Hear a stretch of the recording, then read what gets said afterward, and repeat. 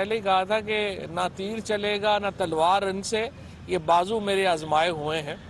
इन बेचारों का सिर्फ ये दो चार, अगर मीडिया जो है इनको लिफ्ट ना कराए तो इनकी वैसी कोई पॉलिसी नहीं है, ना ही इनकी कोई पॉलिसी है, ना ही उनकी कोई सियासत है। और बग़ैर किसी स्कीम के, बग़ैर किसी अपने जो पाँव हैं, अपने बाजू जो हैं, अगर आप उनके ऊपर अपनी सियासत ना तरतीब दे सके तो फिर यही होता है जो अपोजिशन के साथ हुआ है। इस बुरी शिकस्त के बाद मुझे उम्मीद है कि अब वो सुकून से होंगे और कुछ दिन जो है वो अच्छे निकल जाएंगे, क्योंकि इनको रोज़ ज़रा उचकल हो रही थी कि पता नहीं हमने क्या पाकिस्तान की सियासत में हंगामा खड़ा कर देना है। लेकिन आज की शिकस्त ने उनकी जो सियासी तबाही है और उनका जो सियासी नाकारापन है उसके ऊपर एक मोहर लगा दी है कि ये अपोजिशन कितनी, क्योंकि मैंने पहले भी बात की थी कि ये चूं चूं का मुरब्बा है। इसमें वो कहते हैं ना, भानुमती ने कुनबा पाला, कहाँ की ईंट कहाँ का रोड़ा, भानुमती ने कुनबा जोड़ा। तो इनमें ना इनका जो है वो कोई लीडरशिप का इनमें कोई एक है। पीएमएलएन में जो इस वक्त लीडरशिप की लड़ाई है वो आपने देखा है कि वो किस तरीके से जारी है। इसी तरीके से पीपल्स पार्टी में कोई पता नहीं है कि किसने क्या बात करनी है। और फजलुर रहमान साहब तो बेचारे रेलू कट्टे हैं, कभी उनको पीपल्स पार्टी पकड़ लेती है, कभी उनको नून पकड़ लेती है, और वो अपना जो है वो हलवा बेचने के, अपने मंजन बेचने के चक्कर में है। लिहाजा एक समझिए कि मुंतशिर अपोजिशन, नाकारा जो हिकमत अमली, और उसके नतीजे में एक और शिकस्त अपोजिशन का मुकद्दर जो है वो बनी है। और अल्हम्दुलिल्लाह हुकूमत ने, पाकिस्तान तहरीक इंसाफ ने एक बार फिर अपनी बर्तरी सेनेट में भी साबित कर दी है। और ये साबित हुआ है कि इमरान खान अकेले ही एक तरफ हों और बाकी सारी अपोजिशन, सारी पार्टियां मिलकर भी उनके सामने ढेर हैं। और जिस तरीके से आज ये बिल पास हुआ है, इस पर मैं पूरी कौम को मुबारकबाद देना चाहता हूँ। और जो ये बिल है उसने ये इंश्योर किया है कि जो पाकिस्तान में जो स्टेट बैंक है वो एक आज़ाद इदारा होगा, और उसको जो सियासी दबाव है उससे हमने आज़ाद किया है। और ये जो बोर्ड इसका बनाया जाएगा वो इंशाअल्लाह ताला बड़ा एक ताकतवर बोर्ड है, और ये पाकिस्तान की मईशत में एक बहुत अहम किरदार अदा करेगा। आज वज़ीर-ए-आज़म साहब जो लाहौर पहुँचे हैं, उनका जो बुनियादी मकसद था वो दो जो बड़े प्रोजेक्ट्स हैं हमारी गवर्नमेंट के, एक सीबीडी का दौरा उन्होंने किया है और एक उन्होंने रूडा का दौरा किया है। ये जो सीबीडी का प्रोजेक्ट है ये लाहौर के बिल्कुल वस्त में ये प्रोजेक्ट है, जो वाल्टन रोड से शुरू होता है और वाल्टन एयरपोर्ट तक आता है। इसमें अभी तक 24 अरब रुपए से ज़्यादा की इन्वेस्टमेंट हो चुकी है, और ये प्रोजेक्ट बहुत ही एक लाहौर के लिए, लाहौर का एक पहला प्लान्ड कमर्शियल प्रोजेक्ट है, डाउनटाउन प्रोजेक्ट है। इसमें हाई राइज बिल्डिंग्स बनेंगी और लाहौर की एक बिल्कुल लैंडस्केप चेंज होगी। उसके साथ लाहौर के साथ एक नया शहर जो है वो बसाया जा रहा है रूडा के ऊपर। हाई कोर्ट ने अगरचे उसके ऊपर अपने तहफ़्फ़ुज़ात का इजहार किया है, लेकिन मैं ये समझता हूँ कि हुकूमत को ये हक हासिल है कि वो नए शहर बसा सके। ये कोई एक्विजिशन कोई हाउसिंग सोसाइटी के लिए नहीं हो रही थी कि उसको जज साहब कहें कि ये हाउसिंग सोसाइटी के लिए हो रही है, ये एक नया शहर बना रहे हैं। और ये बहरहाल फैसला हुकूमत नहीं करना है। अदालतों ने इससे पहले पॉलिसी फैसलों में जब भी अदालतें गई हैं उसका फ़ायदा नहीं हुआ। हमने देखा है कि चाहे वो रकोटेक का मामला हो, चाहे स्टील मिल का मामला हो, जब भी अदालत ने अपने इख्तियार से तजावुज़ किया है उसका बहुत नुकसान हुआ है मुल्क को। और पॉलिसी साजी क्या होनी है ये बहरहाल ये एग्जीक्यूटिव का इख्तियार है और पार्लिमान का इख्तियार है। और दूसरा ये कि अदालतों को जो बहरहाल ये भी है कि जो पार्लियामेंट का इख्तियार है वो पार्लियामेंट के पास रहना चाहिए, जो एग्जीक्यूटिव का इख्तियार है वो एग्जीक्यूटिव के पास रहना चाहिए, और जो जुडिशरी का इख्तियार है वो जुडिशरी के पास रहना चाहिए। और इसीलिए आज जो पंजाब गवर्नमेंट है उसने ये अपील फाइल कर दी है हाई कोर्ट के फैसले के ख़िलाफ़ सुप्रीम कोर्ट में। और इंशाल्लाह हमें पूरी उम्मीद है कि जो कमियां कोताहियां यहाँ पे केस प्रेजेंट करने में रह गई वो सुप्रीम कोर्ट में हम पेश करेंगे, और उसके नतीजे में ये एक अजीमुशान जो नया शहर है जो 1,02,000 एकड़ के ऊपर लाहौर के साथ बन रहा है, लाहौर और शेखुपुरा के दरमियान, इससे एक पूरा जो समझिए कि सेंट्रल पंजाब को बहुत इसमें फ़ायदा होगा। और इसमें भी अरबा डॉलर की इन्वेस्टमेंट है जो कि बैनुल-अक़वामी इन्वेस्टमेंट्स हैं जो कि पाकिस्तान में आनी है। और हम चाहते हैं कि ये दौरा जो है, ये जो शहर है ये अपने वक्त के ऊपर बने ये जो स्कीम है अपने वक्त के ऊपर मुकम्मल हो, और ये बहुत ही अहम है कि हम इसको जो है वो मुकम्मल करें। और मुझे उम्मीद है कि जो हमारे पॉलिसी डिसीजंस हैं या मेजर डिसीजंस हैं, अदालतें उनमें बहुत कानून को एहतियात भी बरतें और एहतियात से चलाएं भी, क्योंकि ये पब्लिक इंटरेस्ट के मामलात हैं और पब्लिक इंटरेस्ट जो है उसको पार्लियामेंट और एग्जीक्यूटिव जो है उसका जो इख्तियार है उसके मुताबिक ही इस्तेमाल जो है वो होना चाहिए। शुक्रिया जी। नए पाकिस्तान का जो खान साहब का ख्वाब था वो दो लोगों की बिना पर बहुत ज़्यादा देखा अवाम ने, एक असद उमर के लिए और एक शहजाद अकबर के लिए।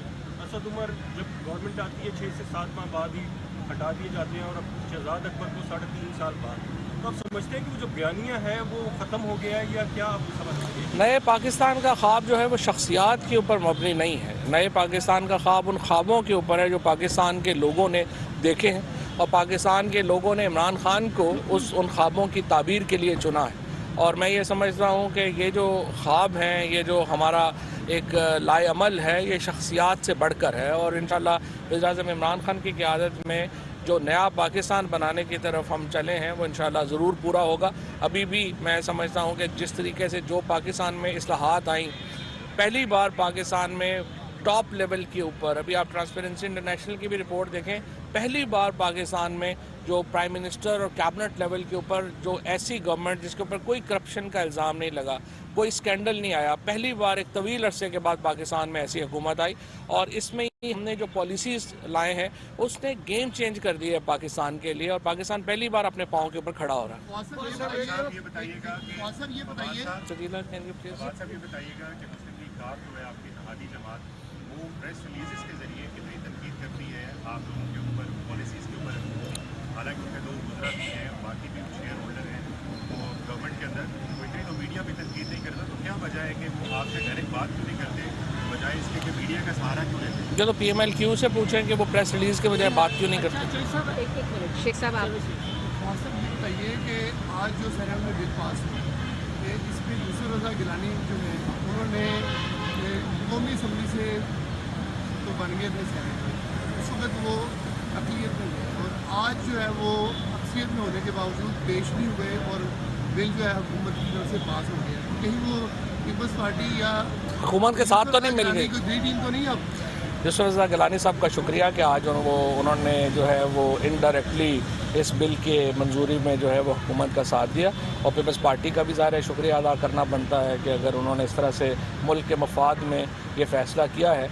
तो इसीलिए तो मैं कह रहा हूँ कि अपोजिशन का कोई पता नहीं, एक दिन कुछ होते हैं, दूसरे दिन कुछ होते हैं, आपस में लड़ के इनका जो है वो आप एक दूसरे के कपड़े फाड़ने पे ना आ जाए। मैं बस इस पे ज़रा परेशान तो सर ये फरमाएगा कि मियां नवाज शरीफ के हवाले से मुस्लिम लीग नून जो है वो गाहे बगाहे कहती है कि मियां साहब वापस आ रहे हैं, कुछ शेर वापस आ रहा है, क्या वाकई कोई ऐसी बात है और आपकी हुकूमत को कोई खतरा है? देखिए, नवाज शरीफ साहब को वापस आ नहीं रहे, लाया जा रहा है इंशाल्लाह। नवाज शरीफ ने कहाँ आना है? पूरे लंदन में एक रेस्टोरेंट उन्होंने छोड़ा जिनका उन्होंने दौरा नहीं किया। तो नवाज शरीफ साहब की दोनों अपीलें जो हैं वो मैं बरतानवी हुकूमत का भी शुक्रिया अदा करना चाहता हूँ कि उन्होंने दोनों अपीलें जो हैं उनकी मुस्तरद की। पहले उनकी जो वीज़ा एक्सटेंशन की थी, फिर उसके खिलाफ अपील हुई, वो दोनों मुस्तरद हो गई हैं। अब चूँकि उनको लग रहा है कि वहाँ की अदालतें को ज़्यादा लंबा अरसा उनको सहारा नहीं देंगी, तो इस तरह की वो यहाँ पे गुफ्तगू शुरू हो रही है कि वो खुद वापस आ रहे हैं, खुद नहीं आ रहे हैं। इंशाल्लाह उनको लाया जा रहा है। आप इमरान खान कबीना में फ्रंट फुट का खेलने वाले हैं और लगी पिटी के बगैर बात करते हैं। चौधरी परवेज भाई को वज़ीर आला बना के उनका हाथ पूरा क्यों नहीं करते देते ताकि वो हल्की फुल्की मौसीकी तो कम कर दें आपके इमरान? मौसम बात यह है कि वो चौधरी साहब हमारे बुज़ुर्ग हैं, और आपने कहा है कि जैसे आप कह रहे थे कि वो प्रेस रिलीज़ में PMLQ तनकीद करती है। मुझे उम्मीद है कि PMLQ जो है वो हमारी एक इंटेग्रल हिस्सा है हमारी कोalition का, और हमारा उनके व्यूज़ के ऊपर बड़ा एहतराम है। कई दफ़ा छोटी मोटी बातें हो जाती हैं कोalition में, लेकिन इंशाल्लाह वो मामला रिजॉल्व हुए हैं, हमेशा ही हुए हैं, और आगे भी इंशाल्लाह ये मामला रिजॉल्व ही रहेंगे। कोई ऐसी लड़ाने वाली बात नहीं। चौधरी साहब ये बताइएगा सर कि बिलावल भुट्टो जरदारी कहते हैं कि 27 मार्च को लॉन्ग मार्च करने जा रहे हैं, जबकि शाहिद हक़ान अब्बासी ने भी यही कहा है कि हमें जो है एतमाद का बस नंबर मिल जाए, उसके बाद जो है हुकूमत को टफ टाइम देंगे। क्या कहेंगे आप इस? शाहिद हक़ान अब्बासी साहब जो है उनका पहला तो मुझे लगता ही है कि सबसे पहला नो कॉन्फिडेंस जो है वो शाहिद हक़ान अब्बासी साहब और कुछ जो हमारे दोस्त हैं PMLN में, वो नवाज शरीफ के ख़िलाफ़ लाने का इरादा रखते हैं। और मैं इस दुआ गो हूँ मुस्लिम लीग नून के अहम वज़रा जो रहे हैं और अहम लीडरशिप हैं कि वो नवाज शरीफ को नून लीग में हटाने में कामयाब हो जाएं, ये पाकिस्तान की खिदमत होगी। साहब ये फरमा दीजिएगा कि नवाज शरीफ वापस आ जाते हैं तो उनके लिए क्या इंतजाम किए गए हैं? शहबाज शरीफ यहाँ पे मौजूद है, मरियम यहाँ पे मौजूद है, कौम की आंखें तरस गई हैं। उनके लिए इंशाल्लाह कोट लखपत जेल में नए बाथरूम वगैरह कमरे वगैरह तैयार किए हैं। आपको बताते चलें, लाहौर में वज़ीर इत्तलात और नशरियात फवाद चौधरी मीडिया से गुफ्तगू कर रहे थे। उनकी जानिब से ये कहा गया है कि मुलाकात के कहा गया कि IMF मुआहदे से मईशत बेहतर होगी। अपोजिशन अदम एतमाद का जो ख्वाब देख रही थी, इसमें भी उन्हें मुकम्मल तौर पर नाकामी हुई है, जबकि अपोजिशन को आज बुरी तरह से शिकस्त का सामना करना पड़ा। ये लोग कुछ दिन और आराम से गुजारे। नून लीग में क़यादत की लड़ाई है, पीपल्स पार्टी को भी अपना कोई पता नहीं है, जबकि अपोजिशन मुंतशिर और नाकारा हो चुकी है। सेनेट में आज स्टेट बैंक तरमीमी बिल भी मंजूर हुआ है। वफाकी वज़ीर इत्तलात फवाद चौधरी की जानिब से मजीद ये भी कहा गया कि आज की शिकस्त ने अपोजिशन की सियासी तबाही पर भी मोहर लगा दी है, जबकि नून लीग की अंदरूनी लड़ाई ही खत्म होने का नाम नहीं ले रही है। पीपल्स पार्टी वालों को नहीं मालूम कि किसने क्या बात करनी है, जबकि स्टेट बैंक को हमने सियासी दबाव से आजाद कराया।